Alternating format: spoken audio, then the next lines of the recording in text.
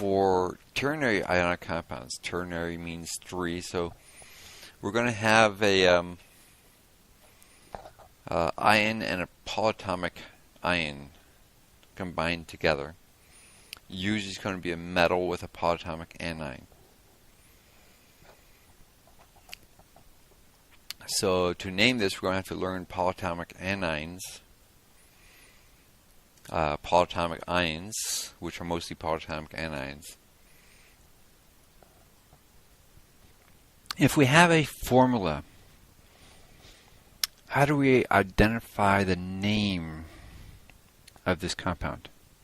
Especially if the formula contains a transition metal. So a transition metal has more than one ionic charge. We need to know that ionic charge before we can name it using either the Stock system or the Latin system. So if we have this compound Fe3PO42,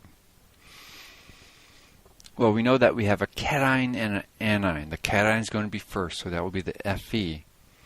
The PO4 is in parenthesis. That shows that it's a unit. This is going to be called a polyatomic ion. We'll have a table of these in a moment. But to do this, to name this, we have to know the charge on the anion. So we will learn these charges for the polyatomic ions. The PO4 anion, which is called phosphate, has a -3 charge. So we could do an algebraic solving of this. We know that the charge is going to add up to 0. So we do 3 times our unknown plus 2 times -3 equals 0. And when we solve that, we're going to see that we have a -6 charge for the 2 phosphates. We're going to have a +6 charge for the 3 irons. We're going to be dividing by the 3 irons, and we end up with a +2 charge on the iron. There's another way that we do it. We take these subscripts and we put them up as superscripts charges on the opposite ion. So Fe3, that 3 will come up on the phosphate as a -3. PO4, 2, that 2 outside the parenthesis will come up on the iron as a +2. After we do this, we verify if the negative charge is correct. And PO4 should have a -3, which means +2 is correct. If the negative charge did not match up correctly, we find the factor to multiply it by to make it correct, and we multiply both the positive and negative charges by the same factor. So once we know that the iron has a +2, we can name this as iron 2 phosphate. Knowing that iron has a 2+ and a 3+ as the common ionic charges, that means we have the lower of the 2, so the Latin name will be ferrous for Fe2+. So this is also ferrous phosphate. So when we name these compounds, we have to know the metal. If it's a transition metal, we have to know its charge from the formula. We're going to name the metal first, and if it has a variable charge, then we name it with either the Stock system or the Latin system. And then we name the anion. If it's a pure nonmetal, then we change the end of the nonmetal to an IDE ending. If it's a polyatomic anion, we use the name of the polyatomic anion.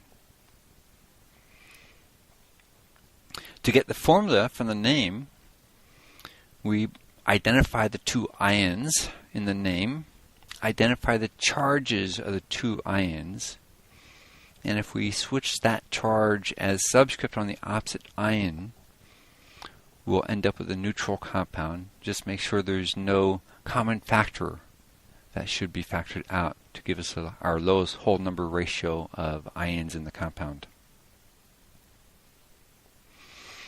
Our polyatomic ions are mostly anions. We'll start with the bottom, our cations. We have 2 common cations that we'll be seeing. The ammonium ion, NH4, with a +1 charge. This is an ion made of 2 nonmetals. So it's the only time that we'll have a ionic compound without a metal present. The other cation, polyatomic cation, is the mercury 1 ion. It's a dimer ion. So we have 2 atoms of mercury with a total +2 charge. That means each atom of mercury has a +1 charge, hence the mercury 1 is the name. Now in the polyatomic anions, we have 3 types of suffixes. The most common ones are going to be ates and ites, ATE and ITE. And then there's several of them that are ides, IDE. So let's do the ides first. Cyanide. Cyanide is carbon nitrogen, Cn, with a -1 charge. Right above that is hydroxide, OH, with a -1 charge. And then on the bottom of the left side we have peroxide, O2, with a -2 charge.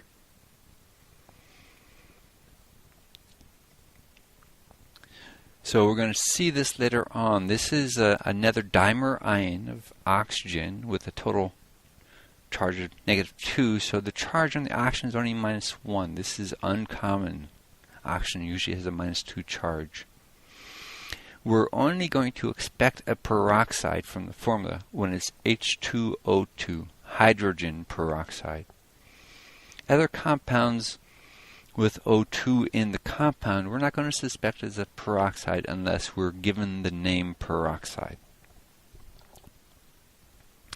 Now the rest of the compounds are ates and ites.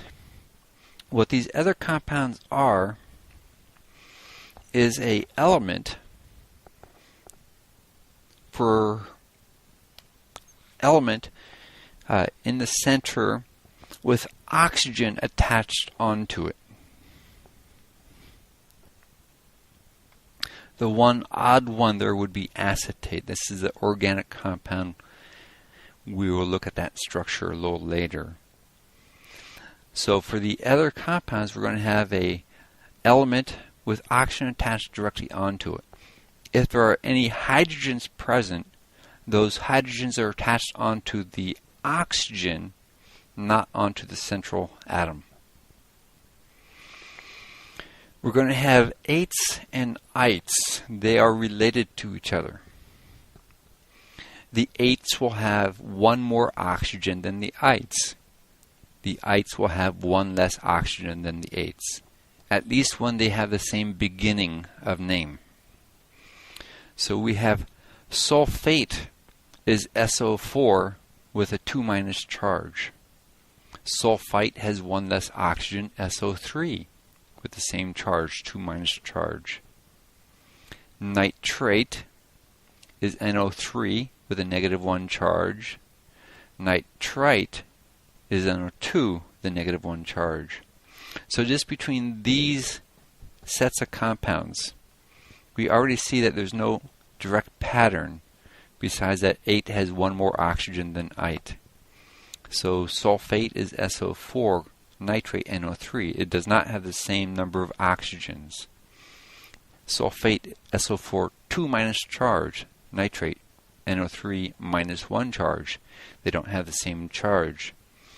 So the only pattern that we have is the element that's not oxygen is going to be in the center and oxygen is attached onto it, and the ates have one more oxygen than ites. Ites have one less oxygen than ates.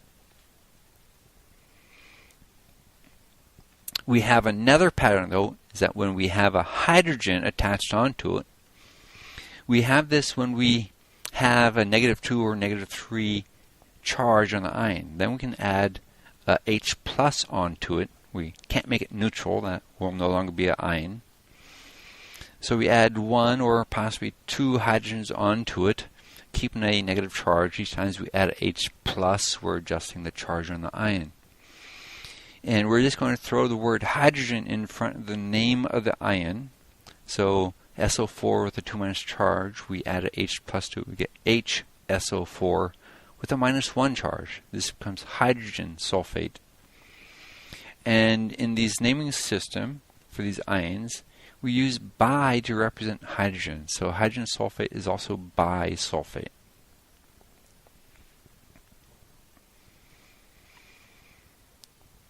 Go to the right, we have carbonate, CO3 with a 2 minus charge. Most common version that we see of this is going to be in limestone or marble, which is calcium carbonate. If we add a hydrogen onto it, carbonate is a 2 minus charge, so we can add 1 hydrogen onto it. So we get hydrogen carbonate, HCO3, now with a -1 charge. So that's also bicarbonate. This is common in the house, is sodium bicarbonate. Underneath that we have phosphate, PO4 with a 3 minus charge. 3 minus charge means that we can add hydrogen to it. They aren't on this table here. But if we add 1 hydrogen, we get HPO4 with a 2 minus charge, which is called hydrogen phosphate. We can add 2 hydrogens, H2PO4 with a -1 charge, which would be dihydrogen phosphate. Underneath phosphate is acetate. Acetate is an organic ion. It's the anion of an organic acid, acetic acid. The formula is C2H3O2 with a -1 charge. So this is an organic compound. Organic compounds have their own set of rules, and we won't go into organic compounds too heavily, but we do use acetate, and we'll show you the structure of the acetate in a little bit. There's a series over here of 4 that contain chlorine and oxygen.